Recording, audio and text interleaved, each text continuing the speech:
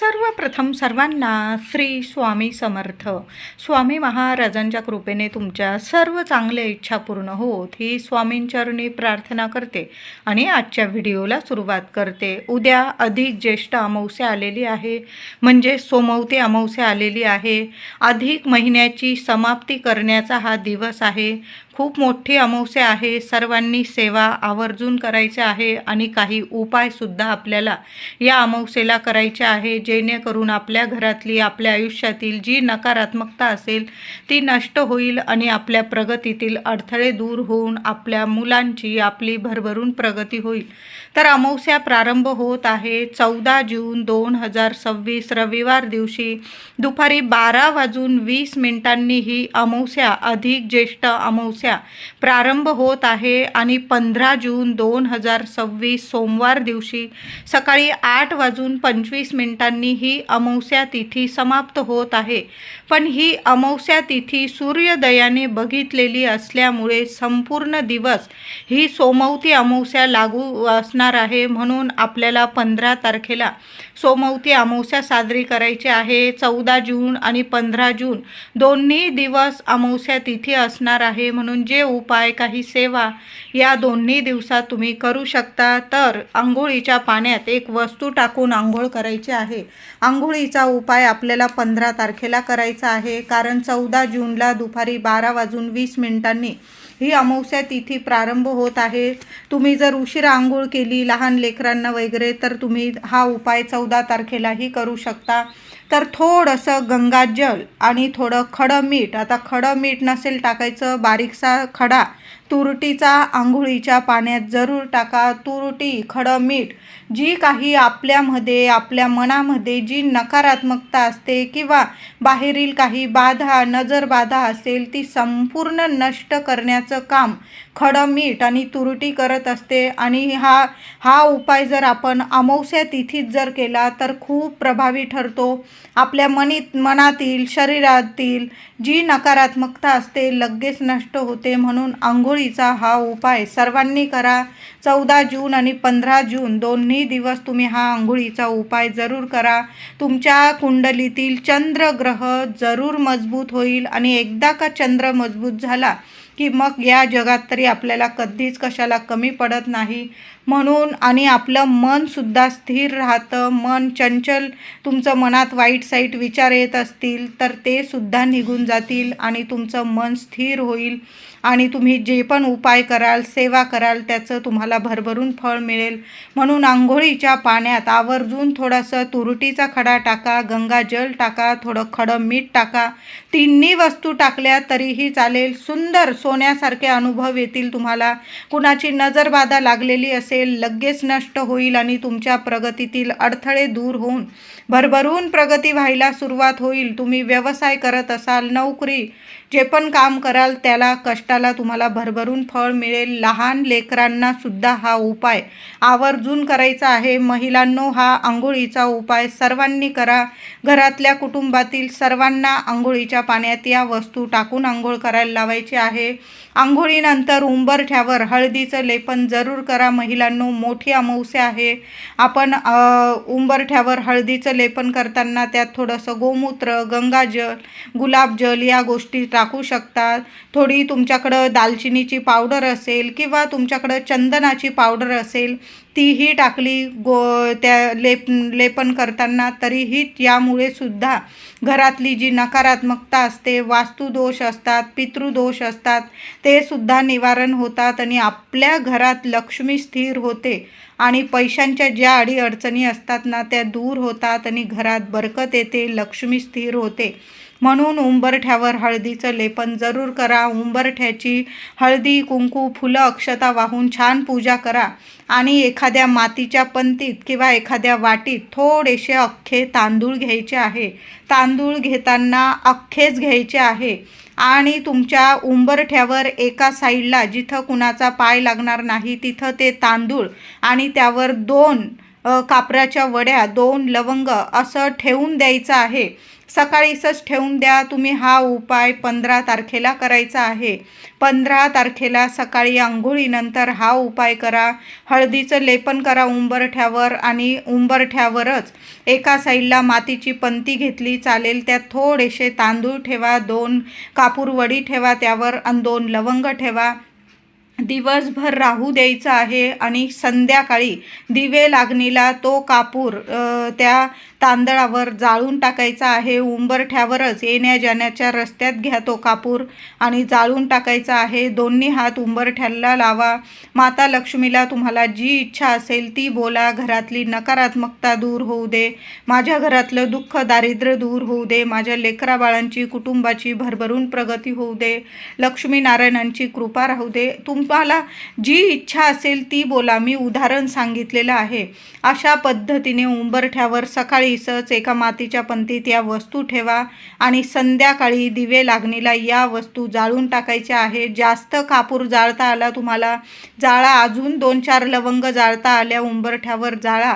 चांगले अनुभव येतील तुम्हाला. सुंदर सोन्यासारखे अनुभव येतील. त्याचबरोबर महिलांनो, तुम्हाला जर कर्पूर होम करायचा असेल तर संध्याकाळी 15 तारखेला संध्याकाळी किंवा 14 तारखेला संध्याकाळी तुम्ही दोन्ही दिवस कर्पूर होम तुम्हाला जेव्हा जमेल ना तेव्हा करू शकता. एक नारळ घ्यायचा आहे. चांगला नारळ घ्या आणि तो एखाद्या ताटलीत वगैरे ठेवून घ्यायचा आहे, म्हणजे चटका वगैरे तुम्हाला लागणार नाही. देवघरासमोर आपल्याला प्रथम कर्पूर होम करायचा आहे. 7 कापराचे तुकडे घेऊन घ्यायचे आहे आणि तो कापूर एक एक करून तो नारळावर जाळायचा आहे. प्रथम देवांना तो कर्पूर होम दाखवायचा आहे. नंतर संपूर्ण घरात तो कर्पूर होम फिरवायचा आहे. यामुळे सुद्धा घराची नजरबाधा उतरून जाते. लगेच कुणाचीच कधी आपल्या घराला, दाराला, आपल्या प्रगतीला, आपल्या लक्ष्मीला, मुलांना कधीच कुणाची नजरबाधा, इडापिडा लागत नाही. म्हणून असा दर अमावस्येला कर्पूर होम करू शकता. फक्त तुम्हाला एक नारळ लागेल. एखाद्या ताटलीत वगैरे ठेवून घ्या, म्हणजे तुम्हाला चटका वगैरे लागणार नाही. तुम्ही नेहमी करत असाल, हातात नारळ पकडत असाल तर तुम्ही तसंही करू शकता. प्रथम करत असाल तर एखाद्या भांड्यावर तो नारळ नीट ठेवून द्या, म्हणजे हलणार वगैरे नाही. आणि त्यावर तुम्हाला एक एक कापराचा तुकडा जाळायचा आहे. आता नारळाला लगेच तडा वगैरे गेला तो वाहत्या पाण्यात विसर्जित करू शकता.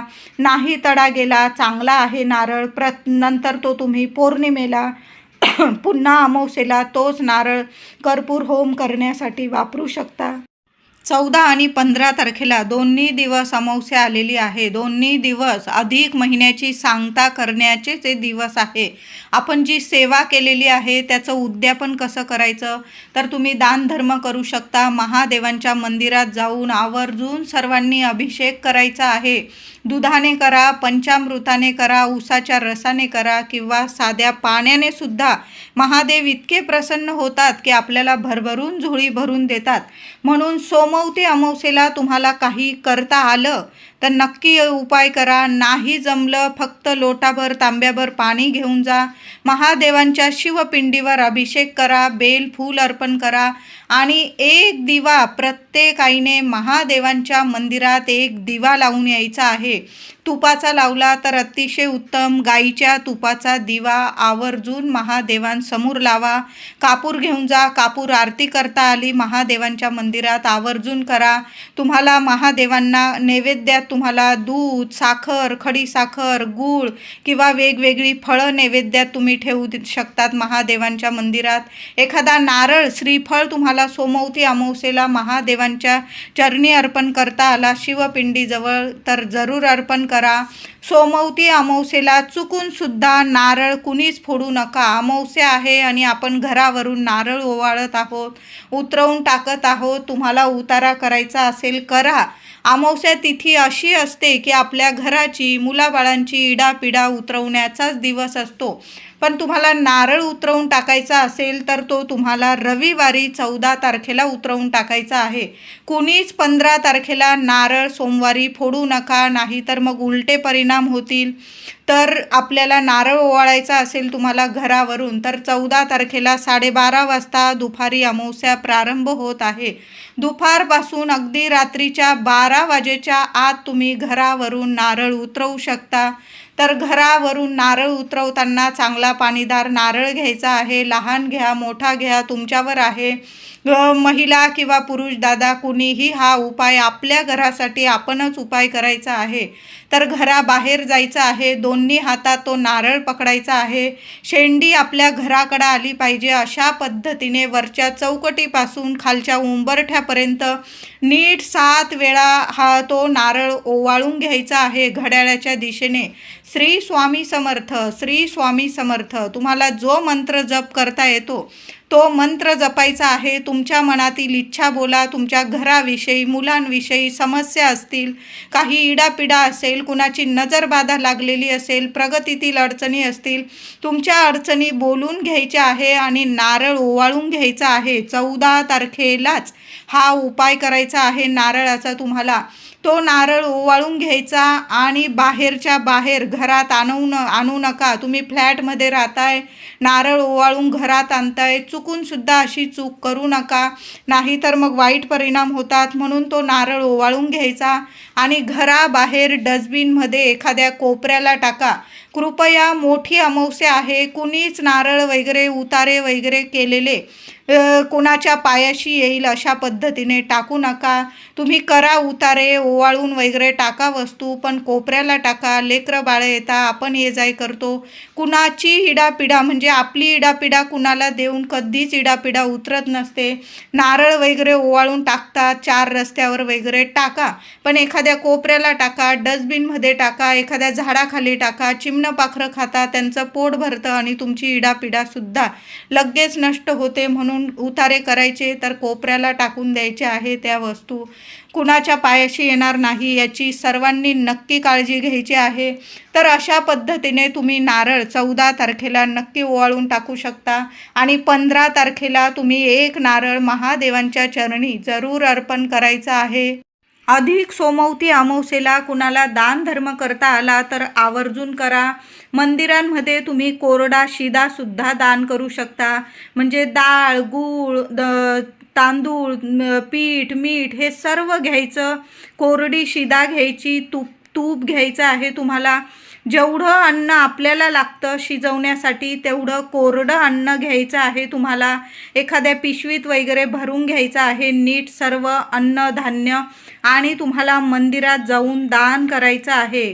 कुठलंही मंदिर असू दे, गणपती बाप्पाचं, देवी आईचं, महादेवांचं, माय माऊलीचं, स्वामींचं, जे पण मंदिर असेल, लक्ष्मीनारायणांचं, तिथं असा कोरडा शिदा आवर्जून दान करा. तिथे ब्राह्मण असेल त्यांनासुद्धा तुम्ही कोरडा शिदा दान करू शकता. एखादा गरीब व्यक्ती असेल त्यालासुद्धा तुम्ही कोरडा शिदा दान करू शकता. या दिवशी सर्वांनी गाईला ताजी चपाती, तूप, गूळ लावून जरूर खाऊ घाला. बघा, गाय मिळेल, शोधा. अधिक महिन्याचं संपूर्ण तुम्हाला पुण्यफळ मिळणार आहे. म्हणून गाईला पुरणाची पोळी खाऊ घालता आली तर सोन्याहून पिवळं एखादी पुरणाची पोळी तुम्ही बनवा किंवा विकत घ्या. पण अधिक महिन्याच्या समाप्तीला, सोमवती अमावस्येला, अधिक अमावस्येला गाईला आवर्जून हा नैवेद्य खाऊ घालायचा आहे. तो म्हणजे पुरणाची पोळी किंवा ताजी चपाती. आणि आता अमावस्या तिथी म्हटलं की पितृदेवांची सेवा ही आलीच.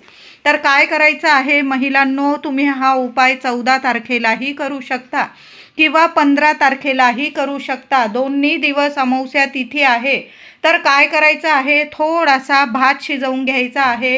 गोळाभर भात घ्या, त्यावर दही टाका, चांगलं ताजं दही टाका, चिमूटभर साखर टाका आणि घराबाहेर कावळ्याला हा दही भाताचा नैवेद्य घास ठेवायचा आहे.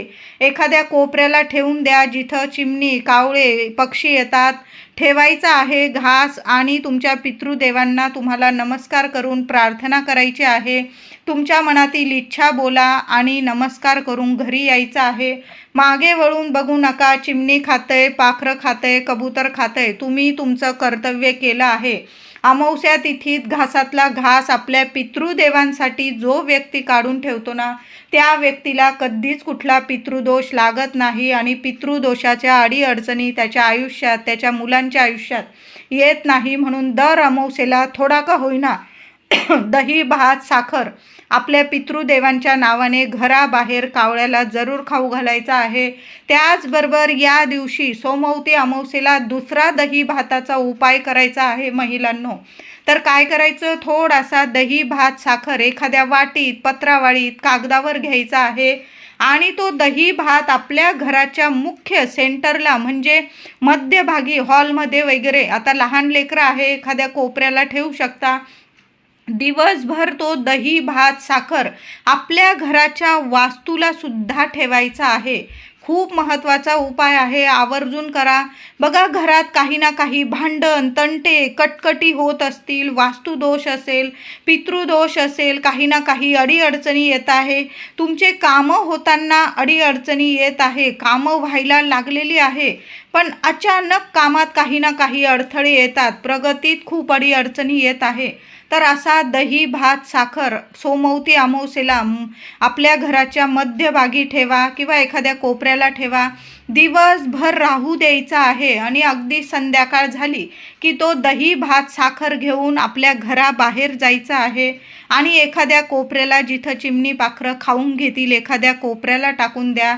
एखाद्या झाडाखाली ठेवून दिला चालेल, चिमणी पाखरं खाऊन जातील आणि तुमच्या घराची इडा पिडा, दुःख, दारिद्र्य सर्व निवारण होईल. कुणाची नजरबाधा लागलेली असेल संपूर्ण नष्ट होईल आणि जोरदार प्रगती व्हायला सुरुवात होईल. म्हणून हे दही भाताचे दोन्हीच्या दोन्ही उपाय आवर्जून करा महिलांनो. जास्त काही लागणार नाही, फक्त तुम्हाला दही, भात, साखर लागणार आहे. उपाय करून बघा, मुलांचा भाग्योदय होईल आणि प्रत्येक तुमची म्हणजे जी अडीअडचण असेल ती सुद्धा संपून जाईल आणि प्रत्येक कामात तुम्हाला, मुलांना यश मिळायला लागेल. सोमवती अमावस्येला संध्याकाळी एक चौमुखी दिवा आपल्या मुलांसाठी, कुटुंबासाठी महिलांनो आवर्जून लावा. तर मातीची पंती घेऊ शकता किंवा कणकेचा दिवा चौमुखी बनवून घ्या आणि त्यात तेल टाकायचं आहे तुम्हाला. दुहेरी वाती बनवा 4 आणि चौमुखी दिवा तयार करून घ्या. एखाद्या ताटलीत वगैरे ठेवा. दिव्याची हळद कुंकू वाहून पूजा करा आणि तो दिवा आपल्या मुख्य दाराशी लावायचा आहे. हे 30 दिवे दीपदान केल्याचं तुम्हाला पुण्य फळ मिळणार आहे. कुठंही जायची गरज नाही. आपल्या मुख्य दाराशी सोमवती अमावस्येला असा एक दिवा आवर्जून लावा. तुम्ही हा उपाय 14 तारखेलाही करू शकता. नाही जमलं 15 तारखेला सोमवती अमावस्या, सोमवारी अमावस्या आलेली आहे, त्या दिवशी संध्याकाळी मुख्य दाराशी दिवे लागणीला एक चौमुखी दिवा जरूर लावा. दिवा शांत झाल्यानंतर एखाद्या कोपऱ्याला टाकून द्या किंवा विसर्जनात वगैरे निर्माल्यात टाकून दिला चालेल. तो दान केलेला आहे. दिवा घरात घेऊन पुन्हा वापरात घेऊ नका. तो दान केलेला आहे. ते 30 दीपदान केल्याचं तुम्हाला पुण्यफळ मिळेल. आता घराबाहेर नाही लावता आला तर तुम्ही तो दिवा, चौमुखी दिवा कुठल्याही मंदिरात लावू शकता. मग महादेवांचं मंदिर असेल, गणपती बाप्पांचं, देवी आईचं, पिंपळाचं झाड असेल, तिथंही तुम्ही चौमुखी दिवा लावू शकता. तर असा एक दिवा, चौमुखी दिवा तुमच्या घराच्या बाहेर लावा किंवा कुठल्याही मंदिरात किंवा पिंपळाच्या झाडाखाली असा एक दिवा लावा. खूप सुंदर सोन्यासारखे अनुभव येतील. मुलांचा भाग्योदय होईल. तुमच्या अडचणीतून तुम्हाला मार्ग मिळेल आणि पैशांविषयीच्या अडीअडचणी असतील ना, संपून जाईल. लक्ष्मी स्थिर नांदेल. अखंड लक्ष्मी मातेची प्राप्ती होईल तुम्हाला. असा एक चौमुखी दिवा सोमवती अमावस्येला प्रत्येक आईने, प्रत्येक महिलेने जरूर लावायचा आहे. सोमवती अमावस्या, मोठी अमावस्या आलेली आहे. हे उपाय तुम्ही रविवार आणि सोमवार दोन्ही दिवशी करू शकता. मुलांना नजर लागलेली असो किंवा नसो, प्रत्येक आईने अमावस्येला आपल्या मुलांची नजर जरूर उतरवून टाकायची. तर तुम्ही मुलांवरून तांदूळ उतरवू शकता, भात उतरवू शकता, एक तुरटीचा खडा उतरवू शकता किंवा सरळ मीठ आणि मोहरी जरी घेतली, उजव्या हातात वस्तू घ्यावी, मुलांना पूर्व पश्चिम उभं करावं, मुलांच्या डोक्यापासून पायापर्यंत ती वस्तू नीट ओवाळून घ्यायची आणि वाहत्या पाण्यात म्हणजे बेसिनमध्ये तुम्ही हात धुवून घेतला तरीही चालेल. सोमवती अमावस्येला महादेवांची सेवा केल्यानंतर तिथं शांत बसा. ओम नमः शिवाय, ओम नमः शिवाय जेवढ्या वेळा मंत्र जपता येईल ना मंदिरात, नाही जमलं मंदिरात, घरी येऊन एक माळ जप करा. आणि मंदिरातून घरी येताना थोडंसं जलाधारीच्या इथून थोडं तीर्थ घरी घेऊन यायचं आहे. सर्वांनी सोमवती अमावस्येला महादेवांना अभिषेक केलेलं तीर्थ थोडं का होईना प्रसाद स्वरूप घ्यायचं आहे. सर्वांनी घ्या. त्याचबरोबर एखादं बेलपत्र तुम्हाला मिळालंच, शिवपिंडीवरून उचलता आलं तर उचलून घ्या. तिथंच प्रसाद स्वरूप तुम्ही खायचं आहे. किंवा कुणाचं आरोग्य नीट नाही तुमच्या घरात, पती पत्नीची म्हणजे पटत नाही, दुरावा निर्माण झालेला आहे, भांडण तंटे, आर्थिक अडचणी, काही ना काही आरोग्याविषयी तुम्हाला तक्रारी असतील तर आवर्जून शिवपिंडीवरून सोमवती अमावस्येला एक बेलपत्र उचलून घरी आणा आणि तो प्रसाद स्वरूप देवघरासमोर बसा, नमस्कार करा आणि ते बेलपत्र प्रसाद स्वरूप खायचं आहे. सोमवती अमावस्या वर्षाची मोठी अमावस्या आहे. चुकून सुद्धा मांसाहार मद्यपान होणार नाही. कुणाला अपशब्द आपल्याकडून म्हणजे कुणालाच अपशब्द बोलू नका, कुणाची निंदा नालस्ती होणार नाही, कुणाचा अपमान होणार नाही. या गोष्टीची काळजी तर नेहमीच घ्यायची, पण अशा मोठ्या तिथींना आवर्जून घ्या. कुणी काही वस्तू दिली, पांढरी मिठाई किंवा ओलं खोबरं वगैरे, खिरीचा दूध, साखर अशा वस्तू जर तुम्हाला कुणी खायला दिल्या, चुकूनसुद्धा खाऊ नका. अगदी जवळची व्यक्ती आहे, दिलंच खायला वगैरे तर घ्यावं लागलं तर घ्या आणि एखाद्या झाडाखाली ठेवून द्या. घरी आणायची चूक करू नका आणि खायची तर चूक अजिबात करू नका. मुलांनासुद्धा सांगून ठेवायचं आहे, ही अंधश्रद्धा मुळीच नाही. पण आपण जर काळजी घेतली आपली तर नक्कीच आपल्याला फायदा होतो. व्हिडिओ आवडला असेल तर लाईक करा, शेअर करा, चॅनलला नक्की सबस्क्राईब करा.